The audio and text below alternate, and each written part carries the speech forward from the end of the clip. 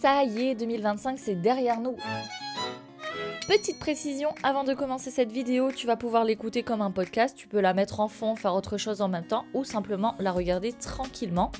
Bon, on a clôturé 2025, on a posé ses intentions et quand bien même on est le 10 janvier et que tu ne l'as pas fait, eh ben j'ai envie de te dire c'est pas grave parce qu'en fait on a beau parler de faire des vision boards mais rarement de ce qui fait vraiment la différence derrière. Donc en vrai entre le 31 décembre et le 1er janvier il se passe pas grand chose, c'est pas magique, le changement il se fait pas à minuit.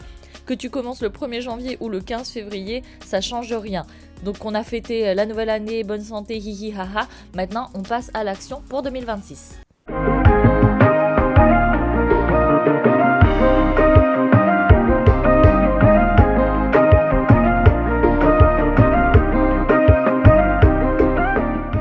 Dans ma vidéo sur le vision board, comment le créer, je t'ai montré que concrètement, j'avais réalisé beaucoup de mes objectifs en 2025. Et dans cette vidéo, je te donne mes meilleurs outils pour que toi aussi tu puisses enfin réussir. Je vais pas te montrer comment on fait une lettre à l'univers et prier chaque jour en attendant que ça tombe du ciel. Non, je vais te montrer concrètement ce que j'ai fait pour réussir mes objectifs et que je compte continuer à faire en 2026. Conseil numéro 1, et là tu vas me dire c'est contre-productif, c'est vrai. Ne fais pas de vision board si tu penses que tu ne vas pas passer à l'action. Vraiment. Parce qu'un vision board tout seul, ça ne fait rien. Ça te donne une idée, une direction peut-être, mais sans action derrière, ça reste juste des images collées sur un cadre. Et après, c'est pas grave. Le problème, c'est pas le vision board. Le problème, c'est de croire que ça suffit pour que les choses arrivent. Après, c'est beau, c'est très esthétique, ça fait grave rêver. Mais ton inaction t'empêche d'avancer. Ça restera un tableau décoratif et on finit vite par l'oublier au bout d'un mois et encore. Le vision board, il te donne la direction. Tes actions quotidiennes te donneront les résultats. Si tu fais pas d'action, tu vas être frustré et tu vas abandonner trop vite. Bon, là, si t'as capté, le premier conseil, c'était clairement pour les moins motivés. Mais si toi, t'as fait ton vision board et que t'as vraiment envie que les choses bougent, reste avec moi jusqu'au bout, on va faire un deal. Et les conseils qui arrivent, c'est les plus importants. Le conseil numéro 1, le vrai premier conseil, l'hygiène. Et quand je dis hygiène, je parle pas juste de ménage pour le principe. Avoir un espace propre, rangé, ça change tout. Quand c'est clair chez toi, bizarrement, c'est plus clair dans la tête aussi. C'est logique. C'est simple, mais ça fait vraiment la différence. Et puis il y a un truc hyper important à dire. On a l'impression, surtout avec les réseaux, qu'on est toujours en retard. Qu'on n'en fait jamais assez, qu'on devrait être plus heureux, plus productif, plus avancé, alors qu'en vrai, on est juste là où on en est. Et ça, c'est pas un problème. Même si certaines choses n'arrivent pas cette année, ça ne veut pas dire qu'elles n'arriveront jamais. Parfois, ça prend un autre chemin, comme je vous l'ai dit. Parfois, ça arrive autrement. Et parfois, ça arrive quand on ne s'y attend plus du tout. Le plus important, c'est de ne pas d'aller vite. C'est d'avancer. Petit à petit, on pose ses actions. Ça ne sert à rien d'aller regarder dans 10 ans. On peut dégrossir ses objectifs, voire dans 5 ans, voire dans 4 ans, voire dans 3 ans, voire dans l'année, voire par mois, voire par semaine, voire par jour. C'est hyper important de ne pas se mettre la pression, Il faut simplement avancer. Et franchement, on n'a pas besoin de quelqu'un pour nous mettre la pression ou nous vendre une méthode, recette, formation miracle sur les réseaux qui coûte je ne sais pas combien. En fait, cette vidéo, c'est vraiment pas une vidéo des conseils, c'est une vidéo des déconseils. Voilà, s'il vous plaît, n'achetez pas de formation en ligne qui va vous permettre de gagner 10 000 € par mois. On va parler du budget juste après, de l'organisation de ses finances. Mais vraiment, c'est important, n'achetez pas de recettes miracles sur Internet, s'il vous plaît. Mon conseil numéro 2, votre discipline. Dites-vous que déjà, cette vidéo que je suis en train de vous sortir, je l'avais déjà planifiée dans mon agenda. Je vais vous montrer encore une fois par la suite comment je planifie mes objectifs, mais je vous montre aussi la discipline que je suis déjà en train de mettre en place dans ma vie. C'est-à-dire que j'ai un agenda de fou, j'ai vraiment pas le temps, mais je trouve le temps. On trouve toujours le temps.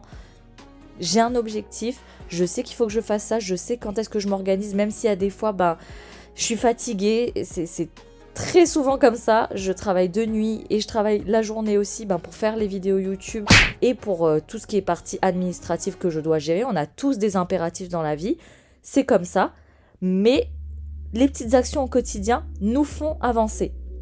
Donc là, personnellement, je suis dans le lit, en pyjama et en train de vous faire cette voix off, mais je sais qu'il faut que je sorte cette vidéo. Et je sais que ça sortira dimanche. Alors c'est pas toujours de la meilleure façon possible, mais c'est une petite action, des petites actions que je suis en train de faire qui m'amènent vers mon objectif. Et c'est ce que je vous conseille aussi, c'est de ne pas vous mettre la pression, mais quand même d'essayer d'adopter une certaine discipline pour que ça devienne une habitude, comme pour se brosser les dents, se laver, ça devient logique. Maintenant, on va parler d'un truc qui paraît un peu vieux jeu, mais qui en vrai est hyper important, et c'est mon conseil numéro 3, l'écriture. Mais pas n'importe où, c'est l'écriture dans un agenda papier. On vit dans un monde où tout est digital, où tout est dans le téléphone, et justement, le problème, il est là. Écrire, ça force à ralentir, ça force à réfléchir vraiment à ce qu'on note, et bizarrement, quand on écrit, quelque chose lui donne un peu plus de poids. Un objectif dans la tête, ça reste flou. Un objectif écrit, ça devient concret. Et surtout, l'agenda, ce n'est pas juste pour noter des rendez-vous, c'est pour aussi répartir les responsabilités. Une action annuelle, c'est pas une action à faire demain, c'est une direction. Et cette direction, on la découpe en objectifs mensuels. On les transforme en choses faisables à la semaine. Et à la fin, ce qu'on a vraiment à faire, ce sont des actions quotidiennes. Donc du coup, elles ne sont pas énormes, elles ne sont pas impressionnantes, elles sont juste réalistes. L'agenda papier, il sert à ça.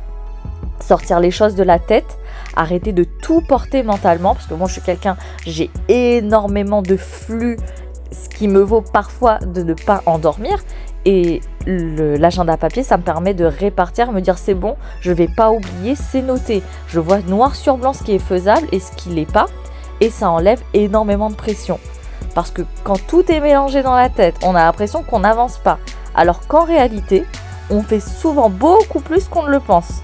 Alors du coup, je te conseille d'écrire, ça te permet d'être honnête avec toi-même aussi.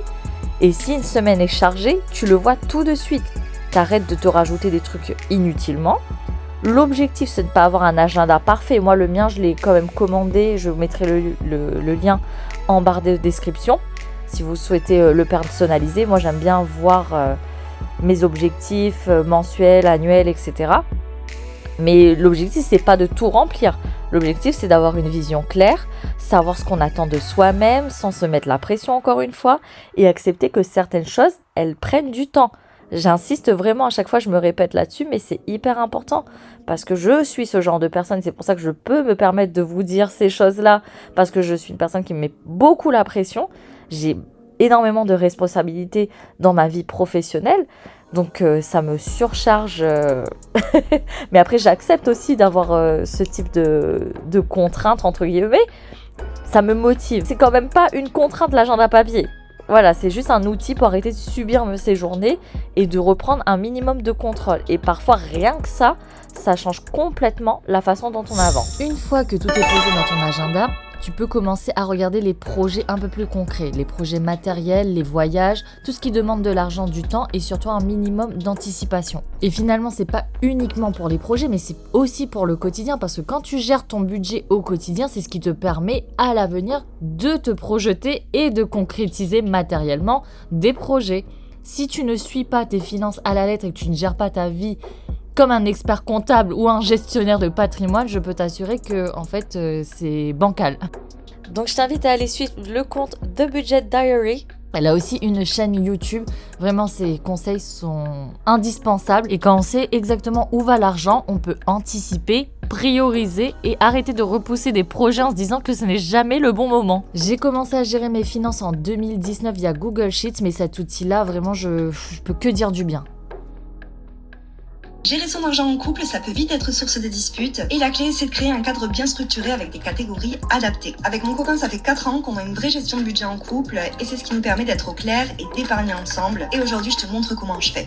Ok, donc c'est le moment dernier où je vide toutes mes enveloppes budget pour compter leur contenu. Et si tu me suis, tu sais que je fais ça tous les trimestres. Alors le but ici, c'est pas forcément de remettre l'argent en banque, bien que ça puisse me donner envie de le faire si je vois qu'il y a vraiment beaucoup, mais plutôt de faire le point pour savoir où j'en suis, de constater la progression de mes objectifs d'épargne, mais aussi de prendre conscience de l'argent que j'ai vraiment en poche pour chaque chose, mais aussi au global. Ça m'arrive des fois aussi d'utiliser ChatGPT avec le script que je vous montre à l'écran simplement pour m'aider à répartir le budget ou par quoi commencer, genre qu'est-ce qui est prioritaire dans cette situation-là.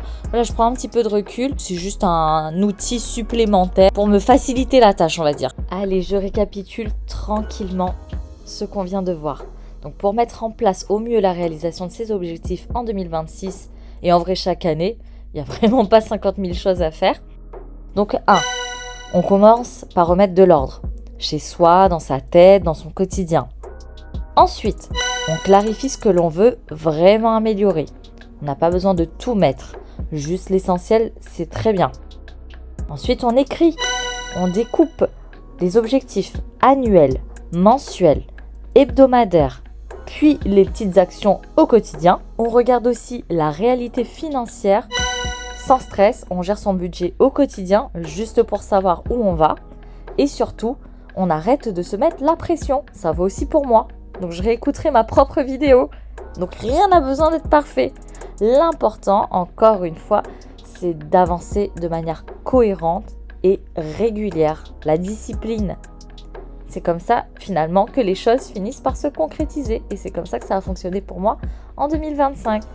Voilà les amis, j'espère que cette vidéo podcast vous aura plu. Je vous invite à vous abonner à ma chaîne si ce n'est pas encore fait, à liker la vidéo, à mettre un petit commentaire, comme ça fait bouger un peu l'algorithme. C'est gratuit et évidemment si vous avez envie d'aider quelqu'un de votre entourage qui a envie d'avancer aussi, qui a envie de s'améliorer, n'hésitez pas à lui partager.